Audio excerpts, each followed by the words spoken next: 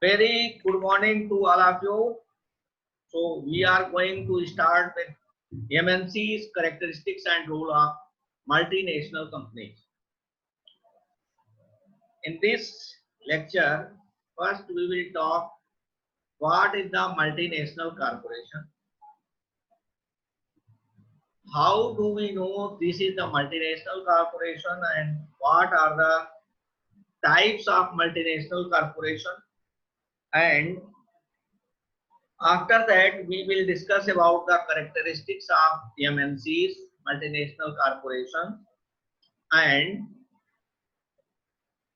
merits, demerits of the multinational corporation, and which companies who are operating in India and having the status of multinational corporation and why.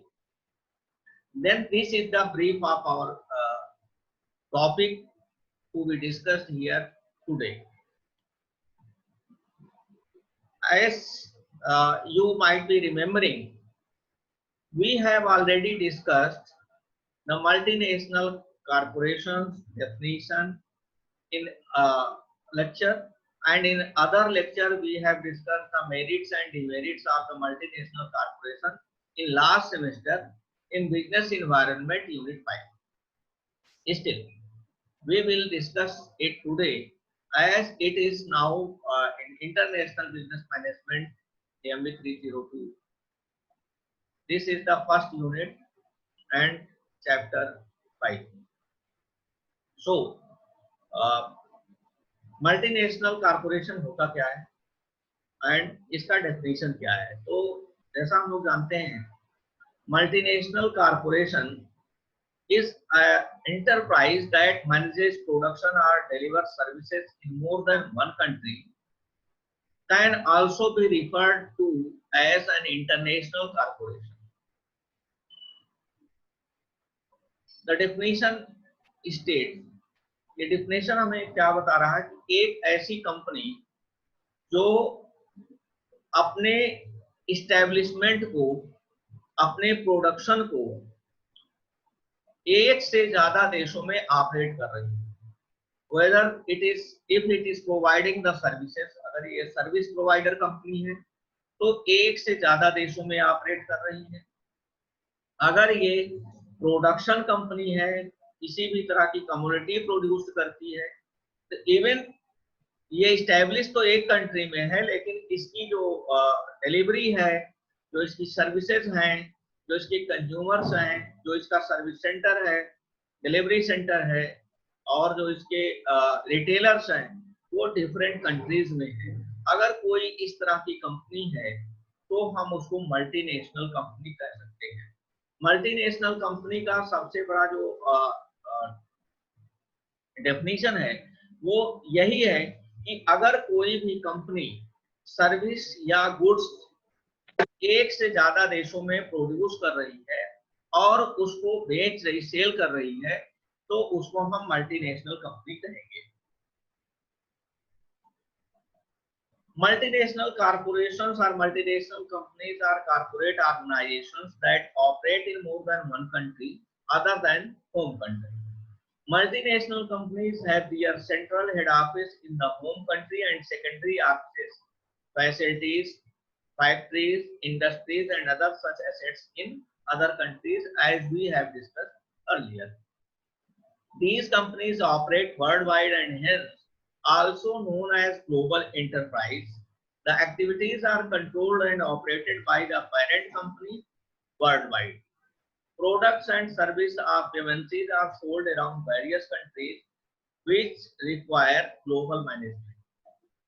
High turnover and many assets, aggressive marketing are some of the features of multinational companies. For example, LTI, Tata Consultancy Services, TCS, Tech Mahindra, Deloitte, Capgemini are some of the examples of multinational in India.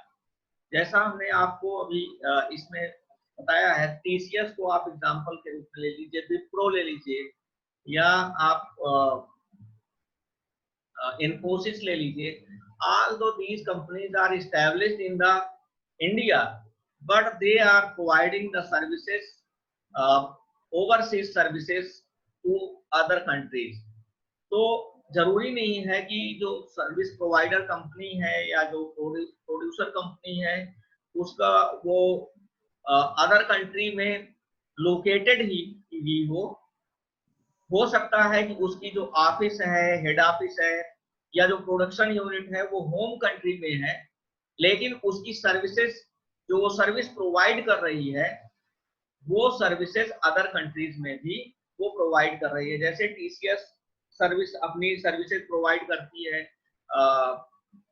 जो BPO service है वो America अन्य देशों को provide करती है। इन्फोसिस भी BPO services provide करती है। तो सॉफ्टवेयर टेक्नोलॉजी बहुत सारी कंपनीज को भेजती है। टाटा को आप ले लीजिए, टाटा कंपनी एक सेक्टर में तो है नहीं, टाटा स्टील में भी है, टाटा ऑटोमोबाइल सेक्टर में भी है, मैन्युफैक्चरिंग में है, एफएमसीजी प्रोडक्ट में है और सॉफ्टवेयर इंडस्ट्री में भी है। तो अब टाटा इस्टेब्लिश तो इंडिया में है, होम कंट्री में है, लेकिन जो इसकी सर्विसेज हैं, जैसे आप एफएमसीजी प्रोडक्ट को ले लीजिए, तो टाटा जो है, टाटा ने एक्वायर किया टेटले को, ब्रिटेन में उसकी एक प्रोडक्शन यूनिट हो गई। Although the major production unit is established in India, but still the company is providing the goods and having the retail stores in Britain also. Tetley was a major brand in the Britain. तो Tetley का acquire करने के बाद ये इसका जो ये T segment था, जो एफएमसीजी सेगमेंट था, ये भी ये जो इसका एफएमसीजी सेगमेंट था ये मल्टीनेशनल स्टेटस में आ गया। स्टील को ले लीजिए, Tata steel is a major giant in the India, लेकिन जैसे ही इसने कोरस का एक्विजिशन किया तैसे ही ये यूरोप की एक बहुत बड़ी कंपनी बन गई और Tata steel became also the multinational company. TCS का मैं एग्जांपल पहले ही आपको दे चुका हूं। तो these are the some examples by which we can know what is the major multinational company and how it operates at the multinational level. Now we will discuss the models of multinational companies. कौन कौन से models हैं? Are you getting the points? जो मैं बता रहा हूँ आपके समझ में आ रहा है ना? Yes sir. अगर कहीं कोई दिक्कत हो तो देन आप बीच में टोक दीजिएगा। तो मॉडल्स ऑफ मल्टीनेशनल कंपनीज, कौन कौन से मॉडल्स हैं? अभी तक जनरली जब आप लोग मल्टीनेशनल कंपनीज पढ़ते हैं तो मल्टीनेशनल कंपनीज के मॉडल्स आपके सामने कभी नहीं आए होंगे या आप लोगों ने ध्यान नहीं दिया होगा। नोइंगली हमने ये मॉडल्स ऑफ मल्टीनेशनल कंपनीज आपके सामने रखा है कि जिससे आप लोग थोड़ा सा ये समझ सकें कि मल्टीनेशनल कंपनीज किस तरह से ऑपरेट करती है। क्योंकि आपको लग रहा होगा कि हमने 3 मॉडल रखे हुए हैं, सेंट्रलाइज्ड, रीजनल और मल्टीनेशनल।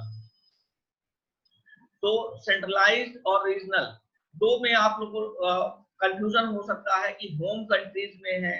रीजनल का मतलब हुआ एक क्षेत्रीय, जो एक पर्टिकुलर रीजन में कोई कंपनी ऑपरेट कर रही है। लेकिन आप यहाँ पर रेफरेंस लेते समय ये हमेशा याद रखिएगा कि we are talking about the multinational companies, और by definition हम लोगों ने ये पहले ही मान रखा है, मतलब कहा हुआ है कि एक से अधिक देशों में ऑपरेट करने वाली कंपनी ही मल्टीनेशनल कंपनी है। तो यहाँ रीजनल का मतलब है कि कोई एक विद इन द कंट्री की बात नहीं कर रहे हैं हम। जैसे सार्क है, south Asian association for regional cooperation. अब साउथ एशियन जो कंट्रीज हैं उनका एक रीजन हो गया, साउथ एशिया एक रीजन हो गया, ईस्ट एशिया एक रीजन हो गया। जैसे आप मिडिल ईस्ट की बात जैसे ही नाम आता है तैसे आपको गल्फ कंट्रीज के सारे देश आपके दिमाग में आ जाते हैं। नॉर्थ अटलांटिक की बात आती है तो अमेरिका सहित जितने भी उधर के देश हैं उनका आपके दिमाग में आ जाता है। यूरोपीय यूनियन की बात करते हैं तो यूरोपीय यूनियन के जितने भी ब्रिटेन, फ्रांस, जर्मनी, स्विट्जरलैंड और ये सारे देश जितने भी हैं, ये आपके दिमाग में तुरंत पहुंच जाते हैं। तो या यूरोप की बात हम कर रहे हैं, एशिया की बात करते हैं तो एशिया के जितने भी कंट्रीज हैं उनकी वो दिमाग में आ जाते हैं। तो इसका मतलब है कि रीजनल का मतलब यहाँ हुआ उस पर्टिकुलर रीजन से जो इंटरनेशनल लेवल पर ऑपरेट होते हैं। तो एक एक करके हम लोग इसकी बात कर लें, क्या क्या है। सेंट्रलाइज का मतलब what is the meaning of centralised model of multinational corporation. In this model, companies put an executive headquarter, executive headquarter in their home country and then build various manufacturing plants and production facilities in other countries. हमने पहले ही कहा था कि एक से ज्यादा देश की बात कर रहे हैं। Its most important advantage is being able to avoid tariffs and import quotas and take advantage of lower production costs. इसका बहुत सीधा सा एक बड़ा फंडा सा आप बता दें। जब कंपनी इस्टेब्लिश होती है, जैसे हम टाटा की ही बात कर ले, दो कंपनी ने ओवरटेक किया हुआ था। टाटा ने कोरस को ओवरटेक किया था और आर्सेलर मित्तल ने आर्सेलर को टेक ओवर किया था। लेकिन टाटा सेंट्रलाइज्ड एमएनसी है क्योंकि इसने अपना हेडक्वार्टर जो है वो होम कंट्री में इंडिया में बना रखा हुआ है। मित्तल ने अपना हेडक्वार्टर इंडिया में ना बना करके ओवरसीज में बना रखा है। तो दिस इज द डिफरेंस। इससे फायदा क्या होता है कि जो टैरिफ होता है, इंपोर्ट कोटा होता है, उसका एडवांटेज मिलता है। अब अगर टाटा को कोई भी मान लीजिए टेक्नोलॉजी यूरोप से यहाँ पर लानी है तो ही can easily bring the technology to the home country. लेकिन अगर वही आर्सेलर मित्तल आकर के यहाँ पर कोई कंपनी लगाना चाहे या कंपनी का एक्सपेंड करना चाहे और उसके लिए वो टेक्नोलॉजी लाना चाहे तो देन ही हैव टू पे द टैरिफ। तो this is the difference of the centralised model of multinational corporation. आपको समझ में आ गया कि सेंट्रलाइज क्या हो। सेंट्रलाइज का मतलब अगर होम कंट्री में आप हैं एक किसी देश, जैसे आप एक चीज ध्यान दीजिएगा, आप इसका ले लीजिए माइक्रोसॉफ्ट का, माइक्रोसॉफ्ट या फेसबुक को ले लीजिए। फेसबुक ने अपनी ऑफिस अमेरिका में बना रखी है, माइक्रोसॉफ्ट का मेन हेडक्वार्टर जो है अमेरिका में है, but they are operating all over the world. तो ये क्या है, this is the best example of centralised model of multinational corporation. WhatsApp, Facebook या ट्विटर या जो आपका माइक्रोसॉफ्ट है, ये सारी चीजें आपको सेंट्रलाइज्ड मल्टीनेशनल कॉर्पोरेशन एमएनसीज के बेस्ट एग्जांपल्स है। Regionalised model states that a company keeps its headquarters in one country that supervises a collection of offices that are located in other countries. Unlike the centralized model, the regionalized model includes subsidiaries and affiliates that all report to the headquarters. Regional में जैसे अगर कोई company है India में established है और उसकी जो सब्सिडरीज हैं वो किसी एक पर्टिकुलर रीजन में चल रही हैं। आप एग्जांपल ले सकते हैं कि जो आपका भारतीय एयरटेल है, भारतीय एयरटेल जो है ये although it is operating in India, having the headquarters in India, but it is operating in major African countries. Africa के कई देशों में इसकी सर्विसेज जो है ये सर्विस प्रोवाइड कर रहा है। तो रादर दैन गोइंग, अच्छा साउथ एशिया के कई कंट्रीज में एयरटेल सर्विसेज प्रोवाइड कर रहा है। तो हम यहाँ पर इसको रीजनल इसलिए कह रहे हैं कि ये अमेरिका, यूरोप या एशिया में स्कैटर्ड नहीं है। ये रीजनल का मतलब एक पर्टिकुलर रीजन में, जैसे अफ्रीकन कंट्रीज, तो अफ्रीकन कंट्रीज के ही रीजन में ये ज्यादातर अपने ऑफिस रखा हुआ है और वहां पर ऑपरेट हो रहा है। तो रीजनल का मतलब यही हुआ कि अगर आप एक पर्टिकुलर रीजन में ऑपरेट कर रहे हैं और आपने सेंट्रलाइज्ड ऑफिस एक जगह, जरूरी नहीं कि इंडिया, हमने इंडिया का एग्जांपल दिया है, हो सकता है कि हेड ऑफिस और कहीं भी हो सकती है, इस तरह की और कोई कंपनी हो सकती है। जैसे आप देख लीजिए आपका हुंडई साउथ कोरियन कंपनी है, सैमसंग साउथ कोरियन कंपनी है, and they are operating in the South Asian countries बहुत मेजर रूप से यहाँ पर ऑफिसेज अपनी रीजनल ऑफिसेज बना करके रीजनल प्रोडक्शन यूनिट्स बना करके ऑपरेट कर रही हैं और अपने प्रोडक्ट को डिस्ट्रीब्यूट कर रही है, लोकेट कर रही हैं, रिटेल सेक्टर में दे रही हैं। Multinational model, a parent company operates in home country and puts up subsidiaries in different countries. The difference is that the subsidiary and affiliates are more independent in their operations. ऐसा multinational companies में तब होता है जब किसी भी company पर monopoly के एक्ट के तहत अगर मान लीजिए कोई कार्रवाई हो रही है कि कंपनी इतनी बड़ी हो गई जैसे माइक्रोसॉफ्ट, तो उसको अपनी ऑपरेशनल यूनिट्स को डिवाइड करना पड़ता है कि वो इंडिया में अगर ऑपरेट कर रहा है तो उसको माइक्रोसॉफ्ट इंडिया नाम दे दे। जैसे पेप्सिको के ऊपर ये आरोप लगा था ना, उन्होंने अपनी सारी यूनिट्स को पेप्सी या Coke is the best example कि although these are the American companies, they are having their headquarters in America, but wherever they are operating, they are having the different names and different locational office in the different countries. India में है तो PepsiCo India है, अगर वो पाकिस्तान में है तो PepsiCo Pakistan है, चाइना है तो पेप्सिको चाइना है। This type of companies are the best example of multinational companies. I hope आप लोगों को समझ में आ गया होगा तीनों मॉडल। तो अगला है मल्टीनेशनल कॉर्पोरेशन। अगर आप फर्स्ट मल्टीनेशनल कॉर्पोरेशन की बात करेंगे, जो इतिहास की बात करेंगे इतिहास में, तो ईस्ट इंडिया कंपनी जो है फर्स्ट मल्टीनेशनल कंपनी थी जिसने बहुत सारे देशों में ऑपरेट किया था। IBM जो था वो फर्स्ट MNC था जिसने इंडिया में कदम रखा था, और इंडिया की जो फर्स्ट मल्टीनेशनल कंपनी थी वो थी इन्फोसिस। तो ये तीन आप बहुत ध्यान से देख लीजिएगा कि पूरे वर्ल्ड की first MNC east India company थी जिसने भारत को इतने सालों तक गुलाम बना के रखा, और फर्स्ट MNC जो थी वो IBM थी जिसने इंडिया में कदम रखा था, और जो फर्स्ट इंडियन मल्टीनेशनल कंपनी थी वो इन्फोसिस थी। So some popular examples of multinationals are like this. Foreign multinationals में जैसे हमने अभी अभी आपको बताया था कि बाटा कारपोरेशन है, लेकिन जब ये इंडिया में इस ऑपरेट करता है तो ये बाटा इंडिया बन जाता है। जैसे अभी हमने आपको बताया था मल्टीनेशनल का जो लास्ट एग्जांपल दिया था, उसी का ये बहुत सारा एग्जांपल है। कैडबरी है, अगर कैडबरी यहाँ पर ऑपरेट करता है तो it becomes Cadbury India. Coca Cola corporation हमने अभी अभी एग्जांपल दिया कि जब इंडिया में ऑपरेट करता है तो it becomes Coca Cola India. Unilever India में ऑपरेट करने पर हिंदुस्तान लीवर बन जाता है। टाइमेक्स, यहाँ पर टाइमेक्स वॉच के नाम से ऑपरेट करता है। कोलगेट पामोलिव कोलगेट इंडिया के नाम से। पेप्सी कारपोरेशन का मैंने अभी एग्जांपल आपको दिया ही है, यहाँ पर ऑपरेट करता है पेप्सिको इंडिया के नाम से। फिलिप्स बहुत नोन नेम है आप लोगों के लिए, यहाँ पर फिलिप्स इंडिया के नाम से काम करता है।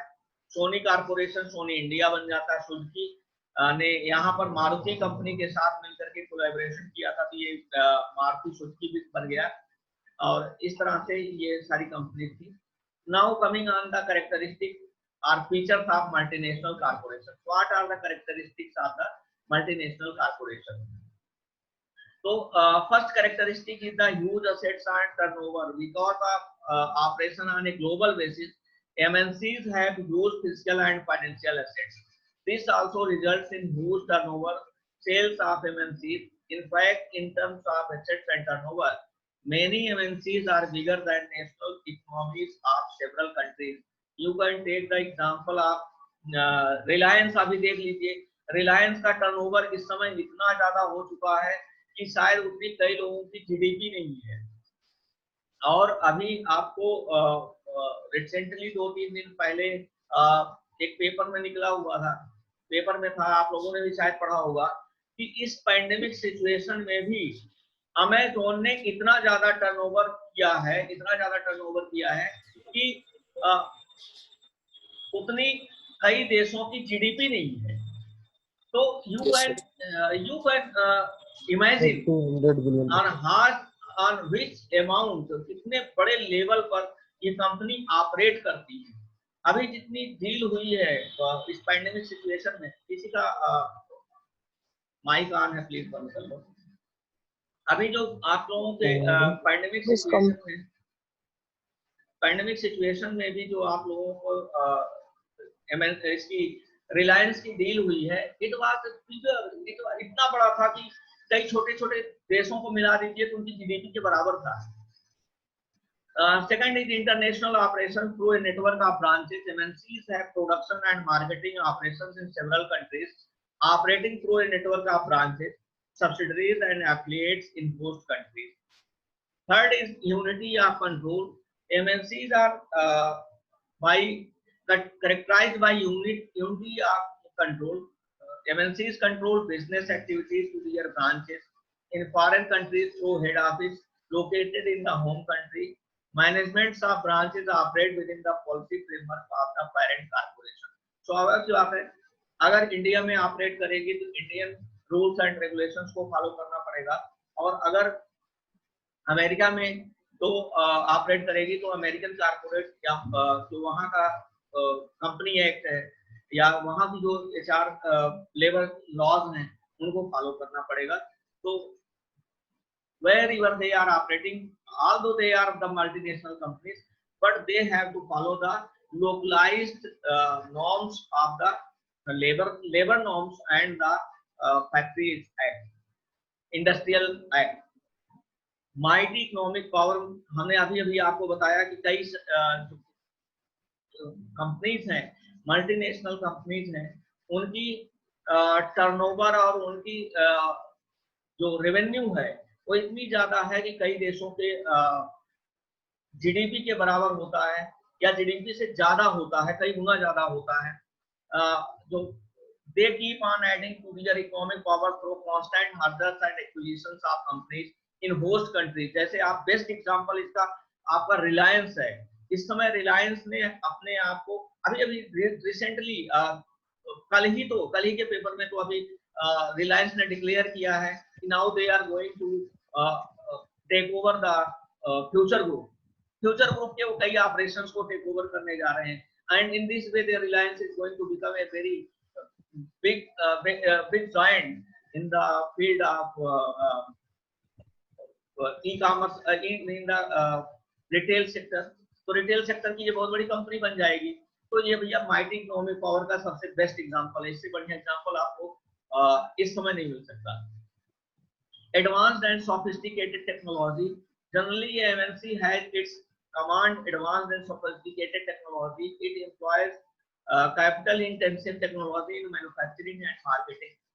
This is very obvious सी बात है कि अगर एक कंपनी है किसी भी देश में जाएगी तो the motive will be the profit, and profit motive के लिए वो क्या करेगी, हमेशा एडवांस और सोफिस्टिकेटेड टेक्नोलॉजी का प्रयोग करेगी एंड रिसर्च एंड इनोवेशन। जैसे देखिए आप टेलीकॉम सेक्टर को ले लीजिए, टेलीकॉम सेक्टर में mobile LG Nokia were the leading initially in the telecom sector, लेकिन 15-20 सालों में ही अगर उन्होंने अपने आप को मार्केट के साथ चेंज नहीं किया तो वो बाहर हो गए और other companies took over the market. तो this is the best example of advance and sophisticated technology. Professional management, since we are running the time so we will make quick. MNC employs professionally trained managers and handle huge funds, advanced technology and international business operations. Next is the characteristic is the aggressive advertising and marketing. MNCs spend huge sum of money on advertising and marketing to secure international business. This is perhaps the biggest strategy of success of multinational corporations. Because of this strategy, they are able to sell whatever product services they produce and generate. This is the advertising is the basic advertising basic feature होता है MNC के लिए। कई बार किसी company किसी भी देश में जाती है तो एडवर्टाइजिंग के थ्रू ही वो कंपनी वहां पर शुरुआत में पैर जमाती है। और आपने देखा होगा वोडाफोन ने जब इंडिया में कदम रखा था तो उसने जो एडवर्टाइजिंग स्ट्रेटजी अपनाई थी उसी के थ्रू उसने कदम मार्केट को कैप्चर किया था और लेटर ऑन ही took over the Hutchison Essar. better quality of products, MNC has to compete on the world level, so it has always a better quality of products। तो उसको मल्टीनेशनल लेवल पर हमेशा competition face करना पड़ता है, तो product quality से कभी समझौता नहीं कर सकते। Ownership and control, the ownership of company remains on both parent and host company. Parent company control, manage and help in the operation of all host countries. They have control in capital, high technology and trademark. जैसे आप PepsiCo की बात कर सकते हैं, Coca Cola की बात कर सकते हैं, या जो मैंने लिस्ट आपको बाटा इंडिया की बात कर सकते हैं, हिंदुस्तान यूनिलीवर की बात कर सकते हैं। These are the best example of this ownership and control का। Network of branches, multinational companies maintain production and marketing operations in different countries. In each country, the business may oversee multiple offices that function through several branches and subsidiaries। I don't think this is have any explanation। ये खुद explained है कि network और branches is the biggest asset of the multinational company. अगर उसी की after sale service नहीं provide कर पाएंगे, जैसे हुंडई, अगर हुंडई आकर के यहाँ ऑपरेट कर रही है, अगर वो आफ्टर सेल सर्विस अपने प्रोवाइड करने के लिए अपने नेटवर्किंग को ही कमजोर करे या ब्रांचेस उसकी ना हो, तो certainly we will not buy any product of Hyundai. तो network and branches are more important characteristics of the multinational companies. So sophisticated technology I have already discussed in the initial sites। So now coming on the merits, merits are the economic development, technological gap, industrial growth and marketing are opportunities। So economic development, the developing countries need both foreign capital and technology to make use of available resources for economic and industrial growth। Multinational companies can provide the required financial, technical, and other resources to needy countries in exchange for economic gains। Technological gaps are also the merit are the instrument of transfer of technology to the host country। अगर host country को technology ही transfer नहीं करेंगे तो स्वाभाविक सी बात है कि वो कंपनी वहां पर टेक्नोलॉजिकल डेवलपमेंट में पीछे हो जाएगी, और वो कंपनी, अगर हिंदुस्तान यूनिलीवर की बात कर लीजिए, अगर यूनिलीवर हिंदुस्तान यूनिलीवर को टेक्नोलॉजी ट्रांसफर ना करे तो स्वाभाविक सी बात है कि हिंदुस्तान यूनिलीवर यहाँ पर अदर कंपनी से कंपटीशन नहीं कर पाएगी और वो पीछे हो जाएगी, और वो क्या होगा, there will be a technological gap between the Hindustan Unilever and Unilever. तो दोनों के प्रोडक्ट फिर पता लगेगा कि लोग यूनिलीवर के प्रोडक्ट खरीदना शुरू कर देंगे और हिंदुस्तान यूनिलीवर, इसको कहते हैं killing of the self brand. जैसे आपको एग्जांपल मैं दूं, मारुति ने अपना एक वेरिएंट निकाला था वैगन आर। तो वैगन आर ने उसके पहले उससे एक आती थी जेन वेरिएंट। तो जेन जैसे ही वैगन आर आई, जेन वेरिएंट अपने आप खत्म हो गया। हुंडई ने जैसे i10 निकाला वैसे ही उसका जो वेरिएंट आता था वो उसके पैरेलल को खत्म हो गया। तो this is always because of the technological growth, industrial growth and marketing opportunities। Work culture is also a merit of the multinational companies। देखिए certainly जब कंट्री डिफरेंट होती है तो कल्चर भी डिफरेंट होता है, और उसको डील करने के लिए कंपनी को हमेशा उस कंपनी के लोकल ऑफिस के अकॉर्डिंग कल्चर को अडॉप्ट करना पड़ता है, तभी वो कंपनी प्रॉफिट मैक्सिमाइज कर सकती है। जैसे अगर हम बात करें मैकडोनाल्ड की, तो मैकडोनाल्ड जो चीज बेचता था अमेरिका में, अगर वही सेम चीज यहाँ आकर के बेचना शुरू करे और सेम पैटर्न पर, तो यहाँ पर काम करने वाले ही नहीं मिलेंगे, क्योंकि हैमबर्गर वो बेचना शुरू करे तो हैम को बहुत सारे लोग हाथ लगाना ही पसंद नहीं करेंगे, then they will not get the worker to sell the product.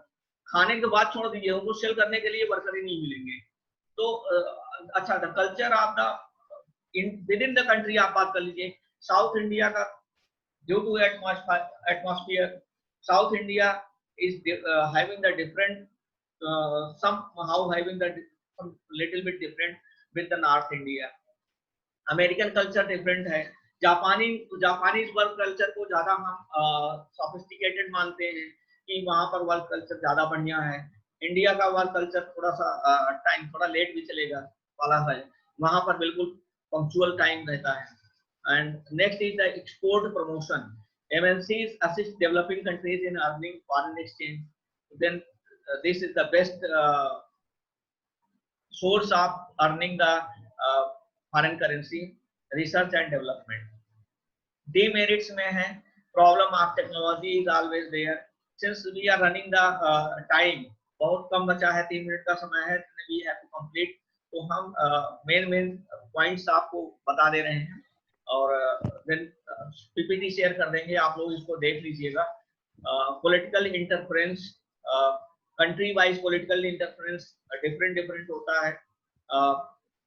देखिए जैसे ही ट्रम्प आए, उन्होंने बहुत सारे वर्क वीजा पर को कैंसिल कर दिया और उस पर रिस्ट्रिक्शंस लगा दिए।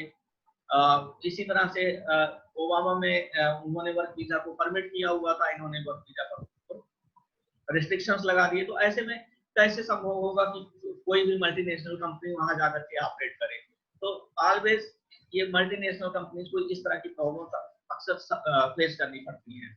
Self interest, outflow of foreign exchange, exploitation, investment, and artificial demand. What is the present scenario of the multinational company? According to the Fortune Global 500 list, the top 5 multinational corporations in the world are Walmart, having the 2019 का data है, $514 billion का इनका है।